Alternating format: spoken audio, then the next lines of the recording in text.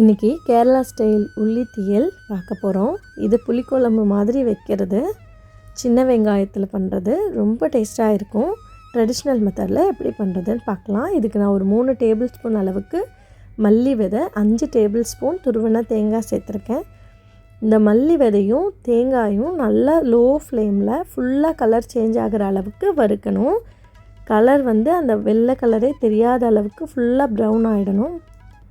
இதை தனியாக ஒரு பிளேட்டில் எடுத்து வச்சுட்டு தேவைப்பட்டால் கொஞ்சமாக தண்ணி சேர்த்து பேஸ்ட் பண்ணிக்கோங்க. இப்போது 2 டேபிள் ஸ்பூன் அளவுக்கு தேங்காய் எண்ணெய், அதோட 1 டீஸ்பூன் கடுகு, 7 பச்சை மிளகாய் இந்த குழம்புக்கு ஃப்ளேவர் ரொம்ப நல்லாயிருக்கும். ஒரு கைப்பிடி அளவுக்கு கருவேப்பிலை, 15லேருந்து 20 சின்ன வெங்காயம் சேர்த்துருக்கேன். நீங்கள் இன்னும் ஜாஸ்தி வேணாலும் சேர்த்துக்கலாம். கண்டிப்பாக சின்ன வெங்காயம் யூஸ் பண்ணி பண்ணுங்கள், அப்போ தான் இந்த குழம்பு ரொம்ப நல்லாயிருக்கும். இந்த வெங்காயம் கலர் ஃபுல்லாக மாறி நல்லா ப்ரௌன் ஆகணும்.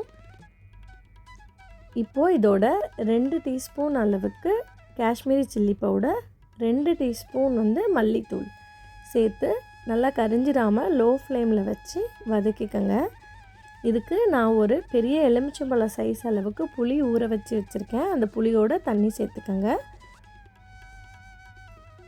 இப்போது நல்லா மீடியம் ஃப்ளேமில் வச்சு கிளறி விடுங்க.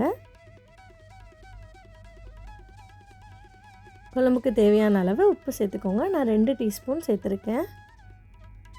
இப்போது நம்ம தேங்காய் மல்லி பேஸ்ட் அரைச்சி வச்சுருக்கோம் இல்லையா, அந்த பேஸ்ட்டை சேர்த்துக்கோங்க.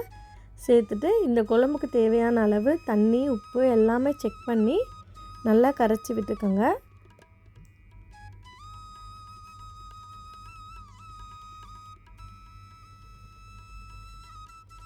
இப்போ இதுக்கு தேவையான அளவு தண்ணி எல்லாம் சேர்த்துட்டு குழம்ப சிம்மில் வைங்க, இல்லைன்னா மசாலாலாம் கீழே போய் அடி பிடிச்சிரும்.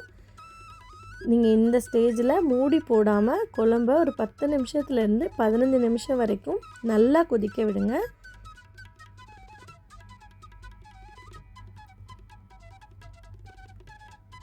இப்போது இதில் ஒரு 1/4 ஸ்பூன் அளவுக்கு வெல்லம் சேர்த்துக்கிறேன்.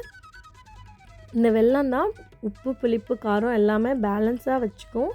அதனால் ஸ்கிப் பண்ணாமல் சேர்த்துக்கோங்க. இப்போ நான் அடுப்பை ஆஃப் பண்ணிவிட்டு ஒரு 10 நிமிஷம் விட்டுட்டு எடுத்திங்கன்னா இந்த அளவுக்கு எண்ணெய் பிரிஞ்சு வந்திருக்கும். இந்த குழம்ப 10லேருந்து 15 நாள் வரைக்கும் ஃப்ரிட்ஜில் நீங்கள் ஸ்டோர் பண்ணி வச்சு யூஸ் பண்ணலாம். ஒயிட் ரைஸோட, தயிர் சாதத்தோட ரொம்ப பர்ஃபெக்டாக இருக்கும். கண்டிப்பாக ட்ரை பண்ணி பாருங்கள்.